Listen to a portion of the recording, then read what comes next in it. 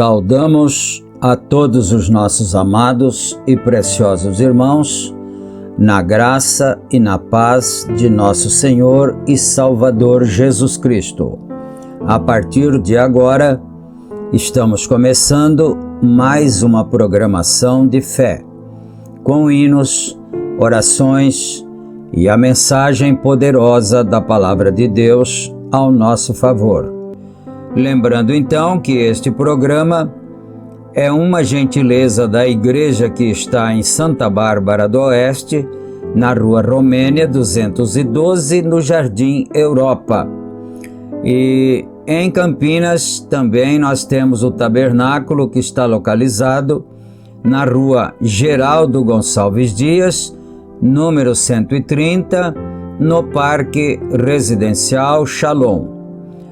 No Tabernáculo de Santa Bárbara do Oeste, nossos cultos são realizados todos os domingos, no horário das 18h30. E no Tabernáculo em Campinas, os nossos cultos são realizados todos os sábados, no horário das 18h30. E se o irmão, a irmã, deseja participar de um dos cultos, e você reside próximo de um desses endereços, então venha estar conosco, venha adorar conosco. Certamente você será uma bênção para nós, ali juntamente com a família de Deus, e com certeza você também será abençoado e voltará para casa alegre e feliz. E nós pedimos também aos irmãos que não se esqueçam, ao estarem assistindo a programação, de clicar no gostei, no joinha, não é? Aquele símbolo assim de joinha. E também não se esqueça, se você ama esta programação, se você gosta da mensagem que é pregada, então que você também possa se inscrever neste canal, Portal da Mensagem Revelada, e nós publicamos estes programas de segunda a sábado e também reprisamos os mesmos através dos nossos grupos de WhatsApp. Portanto, se o irmão, a irmã desejar fazer parte de um dos grupos, é só entrar em contato conosco. Nosso contato está na descrição do vídeo e nós, com muito prazer, estaremos adicionando você para fazer parte, então, da família da fé.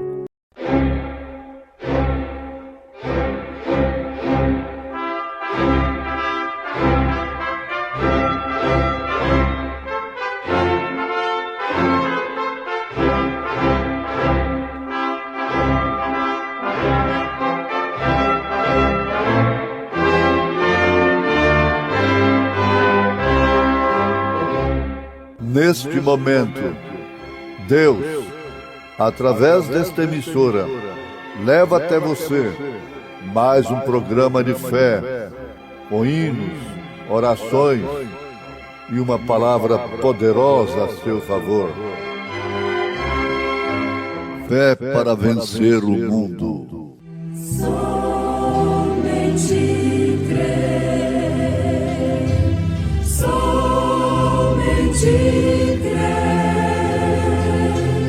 tudo é possível,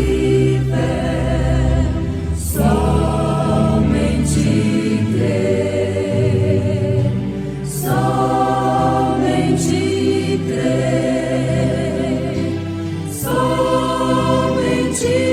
crer, tudo é possível, somente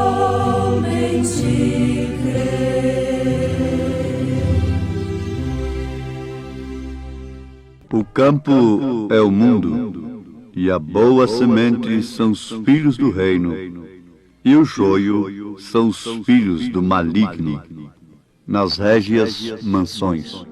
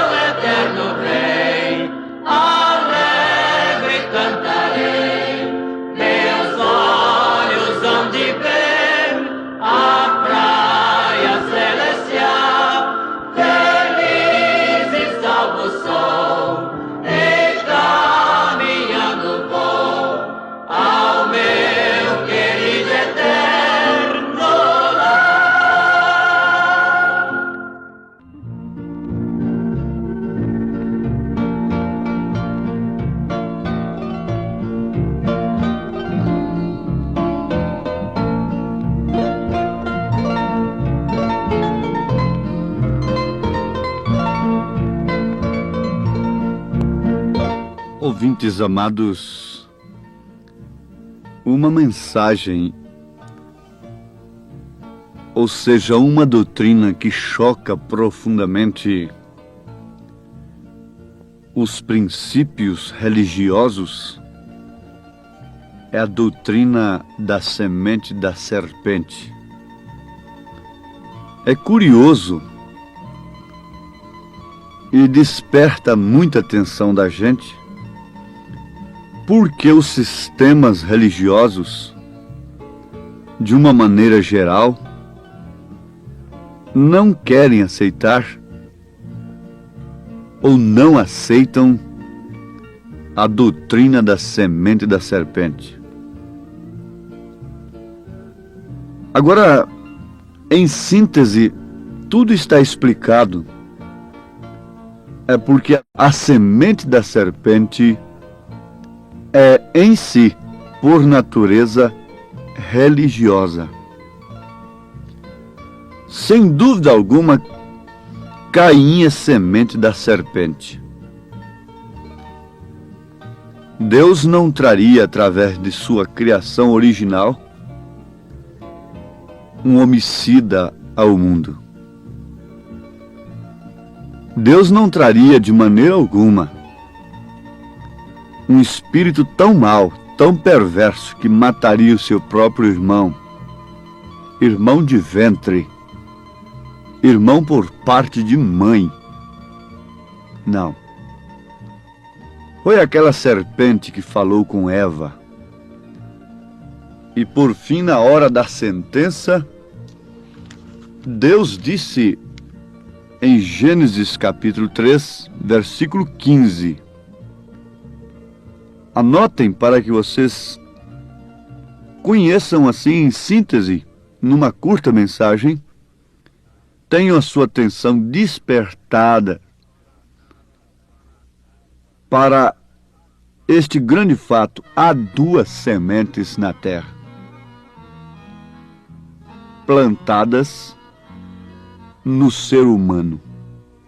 Gênesis capítulo 3, versículo 15. E porém inimizade entre ti e a mulher, e entre a tua semente, isso Deus falando com a serpente, e entre a tua semente e a sua semente, esta te ferirá a cabeça, e tu lhe ferirás o calcanhar. Notaram isto? Gênesis capítulo 3, versículo 15. E porém inimizade entre ti e a mulher, e entre a tua semente, e a sua semente. Quer dizer, a semente da serpente é a semente da mulher. São duas sementes, escrituristicamente falando. Outra interpretação aqui é humana apenas. Na verdade, isto carece de revelação. Gênesis capítulo 6, versículo 2, está escrito: viram os filhos de Deus que as filhas dos homens eram formosas, e tomaram para si mulheres de todas as que escolheram. Que filhos de Deus seriam estes? Em São Mateus, capítulo 13, versículo 38, Jesus disse: não discutam com Jesus. Jesus disse, ele próprio, explicando a parábola do joio: o campo é o mundo, e a boa semente são os filhos do reino, e o joio são os filhos do maligno. São Mateus, capítulo 13, versículo 38. Na verdade, isto se trata de uma matéria, conforme já falamos, que depende de revelação. Mas o que promove a revelação disto é justamente a qualidade da semente que temos. se temos a semente de Deus, se pertencemos ao reino, nós distinguimos a toda semente que não pertence ao reino. E isto é o que é mais necessário. Agora, amados, vamos continuar pensando sobre este assunto, porque o enfermo pode dizer: olha, essa mensagem cura doentes, essa mensagem liberta oprimidos, porque o interesse da era é este, não é? Esta mensagem salva pecadores, esta doutrina resolve o problema da gente, enfim, vale a pena ser ouvida? Perfeitamente. Justamente por não conhecerem a verdade é que estão escravizados. Jesus disse: e conhecereis a verdade, e a verdade vos libertará. Libertará de quê? Libertará, em primeiro lugar, da ignorância acerca daquele que vem sugando a vida da igreja. A igreja tem que conhecer o seu inimigo. A coisa mais triste que tem é uma pessoa saber que tem um inimigo, mas não sabe onde está esse inimigo. Não sabe como age este inimigo. E às vezes está aí abraçando-o, convidando-o para dentro de casa e defendendo a sua causa. E esse inimigo está corroendo, matando e destruindo. E, no entanto, aquela pessoa ignorantemente está procurando esse inimigo em outro lugar muito distante, quando ele está dentro de si próprio. Então é necessário que saibamos onde está o inimigo, reconheçamos o inimigo e saibamos com que combater o inimigo. Jesus Cristo disse, vamos repetir: o campo é o mundo, e a boa semente são os filhos do reino, e os joios são os filhos do maligno. Então o próprio Jesus Cristo está dizendo, está esclarecendo em São Mateus, capítulo 13, versículo 38, que há duas sementes na terra. Uma são os filhos do reino, a outra são os filhos do maligno. Cada uma naturalmente produz o seu fruto característico segundo a sua espécie. Mas para confundir, para enganar esta falsa semente, ou a semente do maligno, teria que ser religiosa. E foi justamente o que Caim fez. Você sabe que Caim apresentou uma coisa muito mais bonita, um altar muito mais lindo, um culto muito mais preparado do que o de Abel.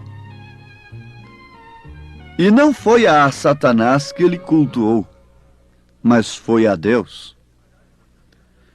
Era necessário que viesse um profeta de Deus, nos revelando estes segredos nas Escrituras Sagradas. Satanás teria mesmo que odiar a mensagem deste profeta, porque ele revela, ele desmascara Satanás, mostra onde está o inimigo,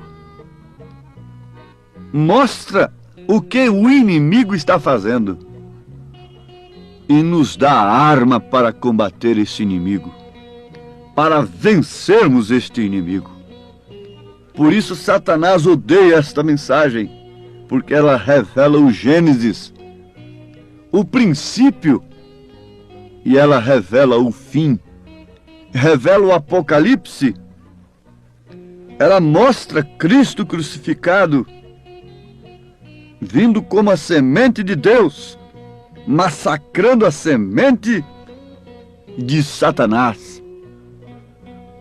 Ela mostra todo o terreno, todo o campo, de um lado e do outro, e coloca a pessoa, então, mediante uma escolha. Foi isto que Elias fez. Vocês vão escolher a quem vocês deveis servir: a Deus, ao Senhor, ou então a Baal? Agora, de acordo com a semente de cada um, ele fez a sua escolha. Uns escolheram a Baal, porém uns poucos escolheram a Deus.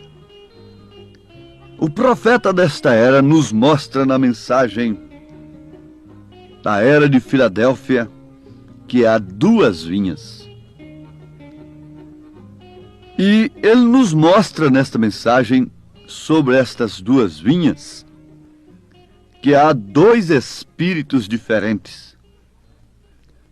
Tomemos o exemplo de Jesus e de Judas. Jesus era o Filho de Deus. Judas era o filho da perdição. Agora vejam, ambas sementes manifestadas em seres humanos, em homens. Jesus Cristo, homem. Judas, homem. Cada um manifestando uma semente. Jesus era o Filho de Deus. Judas era o filho da perdição. Judas era, tanto quanto Caim, semente da serpente. A Bíblia diz assim que Caim era do maligno. E a Bíblia diz que Judas era filho da perdição. Filho é semente, filho é descendência. E João disse aos mais religiosos de então: raça de víboras, quer dizer descendência, semente. Jesus confirmou raça de víboras e por fim o chamou de serpentes. Porque filho de cobra, cobra é. Filho de peixe, peixe é. Jesus era o Filho de Deus, portanto, e Judas era o filho da perdição. Deus entrou em Jesus, Satanás entrou em Judas. Jesus tinha um ministério pleno do Espírito Santo, conforme está escrito: como Deus ungiu a Jesus de Nazaré com o Espírito Santo e com poder, o qual andou fazendo bem e curando a todos os oprimidos do diabo, porque Deus era com ele. Atos 10, 38. Na verdade, Jesus veio libertar a sua semente que estava oprimida pelo diabo. Isto é certo. Agora Judas foi contado conosco e alcançou sorte nesse ministério. Atos 1:17. Mateus 10, capítulo 1 diz: e chamando seus 12 discípulos, deu-lhes poder sobre os espíritos imundos para os expulsarem e para curarem toda enfermidade e todo mal. E lá estava o Judas dentro.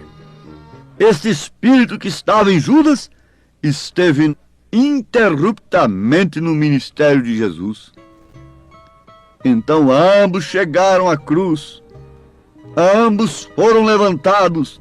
Jesus foi dependurado na cruz voluntariamente, dando sua vida pelos pecadores, entregando seu espírito, foi para Deus e depois foi derramado na igreja no Pentecostes. Porém Judas dependurou-se a si mesmo e seu espírito voltou para Satanás. Porém, depois do Pentecostes, este mesmo espírito que estava em Judas voltou para a falsa igreja, para a falsa vinha que crescia ao lado da verdadeira vinha. Mas notem, o espírito de Judas nunca atingiu o Pentecostes.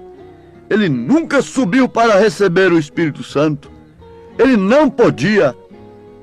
Mas para que foi esse espírito de Judas? Ele foi por causa da bolsa de ouro. Como ele amava o dinheiro, ele ainda ama o dinheiro até hoje. Ele ainda ama as coisas terrenas. Ele ainda ama os patrimônios. Ele ainda ama as coisas terrenas, embora sendo religioso desde o princípio. Embora sendo religioso desde o princípio. E por causa disso ele mata. Por causa disso ele tem derramado sangue da igreja durante as eras. Se ele anda no nome de Jesus, fale ainda acerca dele e você verá que ele ama o dinheiro. Ele ama a aparência terrena. Ele ama a posição terrena. Ele ama a fama. Ele ama a posição. Ele ama a política. Ele ama o poder terreno. Ele quer estar sempre misturado com Deus. Veja só, misturado com Deus, misturado com religião e com o poder político. Quando Jesus disse, dai a César o que é de César e a Deus o que é de Deus. A política estaria muito bem se esse espírito não estivesse lá misturado com ela. Herodes não teria matado a João se Herodias não estivesse lá com ele. Acabe não teria perseguido a Elias, não teria matado aquele justo Nabote, não teria perseguido a Micaías se Jezabel não estivesse lá com ele, casada com ele. Jamais o poder nacional, isso falando no sentido mundial, poderia se levantar durante as eras contra os cristãos se a falsa igreja não estivesse ali instigando, como Herodias fez, como Jezabel fez. Mas esse é o espírito misturado. Então ele estava no ministério de Jesus também. Ele está na igreja formando a falsa vinha. Mas fique sabendo, ouvintes, quando Jesus foi dependurado, Judas também foi dependurado. Ele derramou o seu ventre. É esse espírito que permanece até hoje sobre a terra, formando a falsa igreja que ama o ouro acima de tudo. Mas por outro lado, notemos isto, Jesus foi dependurado e logo foi derramado sobre a igreja, infundindo nela o amor a Cristo, o amor a Deus, acima de todas as coisas.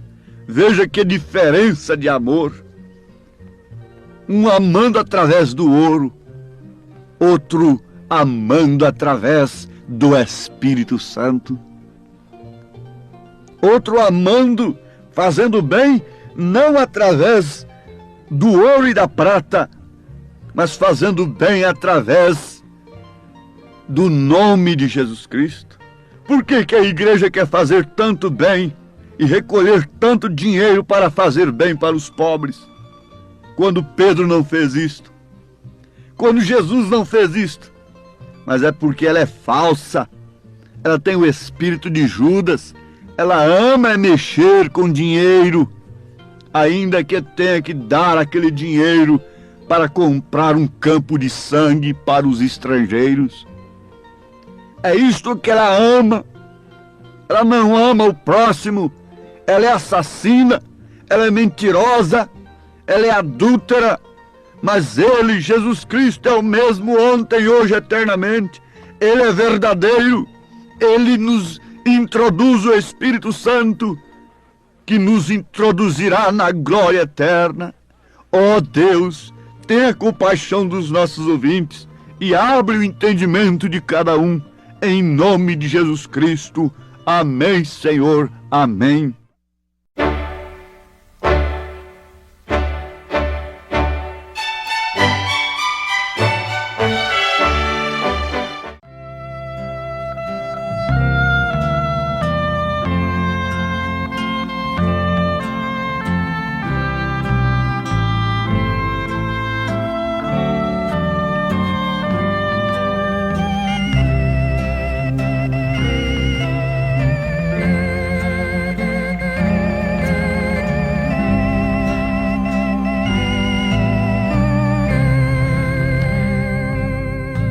Semei a semente se na primavera, reguei-a com lágrimas, choro e dor, mas outro talvez ceifará o meu trigo com gozo, trazendo ao Senhor.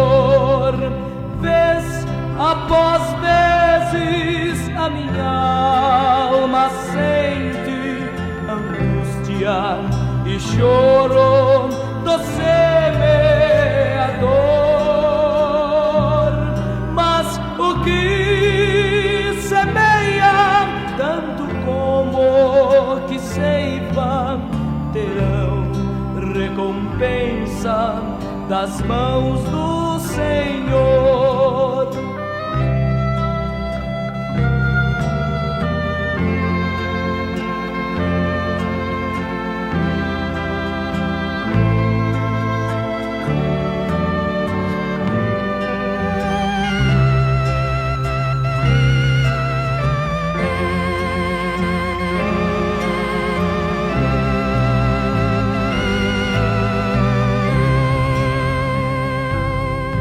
O ceifeiro recolhe com gozo os frutos, nem sempre sabendo a dor que custou para quem trabalhou tanto no sol ou chuva e com paciência a semente plantou. Após vezes a minha alma sente angústia e choro do semeador, mas o que semeia, tanto como que ceifa, terão recompensa das mãos do Senhor.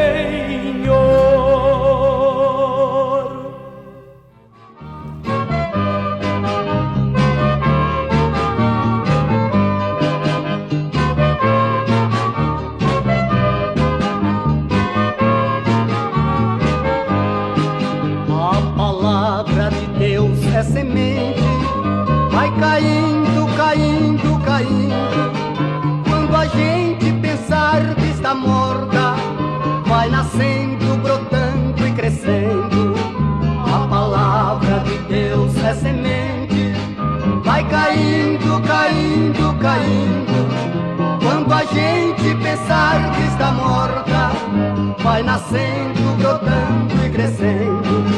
Jesus Cristo é vitória real, veio ao mundo para nos salvar, e teremos prazer divinal, e a vida eterna nos dá. A palavra de Deus é semente, vai caindo, caindo, caindo. Quando a gente pensar que está morta, vai nascendo, brotando e crescendo. Esta vida que é passageira, nós devemos assim preparar, pra no dia da vinda de Cristo, nossa alma preparada está. A palavra de Deus é semente, vai caindo, caindo, caindo. Quando a gente pensar que está morta, vai nascendo, brotando e crescendo.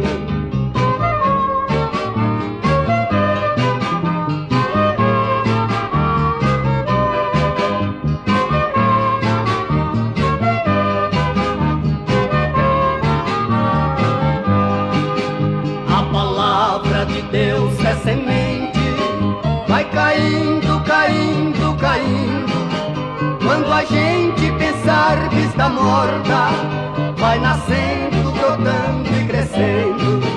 Só Jesus que nos dá proteção nos problemas, nas lutas aqui, e nos leva à eterna mansão, igual a esta nesta cidade eu não vi.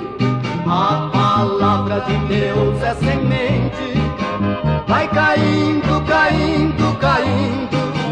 Quando a gente pensar que está morta, vai nascendo